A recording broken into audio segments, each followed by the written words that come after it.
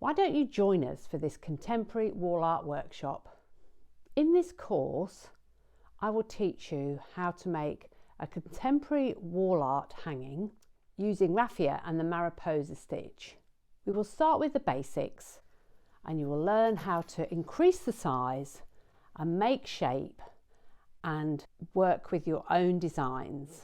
By the end of the workshop, you will have a beautiful wall hanging that you can hang in your home or you can give away as a gift. I'll be teaching you every step of the way. So each process that you need to learn, I will guide you through that. And if you need to revisit the videos, you can do that as many times as you like. This will clarify the techniques and enhance your learning. Don't worry about being perfect.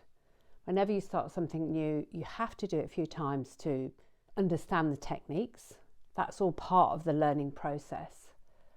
But you'll be surprised at how good these look with your first go. So you just need to enjoy the process and see what emerges. You can experiment and play. This is a great way of getting those new ideas and incorporating them into your designs. Once you've mastered the techniques, you can really do all sorts of shapes and sizes, and you can see what emerges from your creative journey. So come along with us, immerse yourself into this workshop and see what you can create.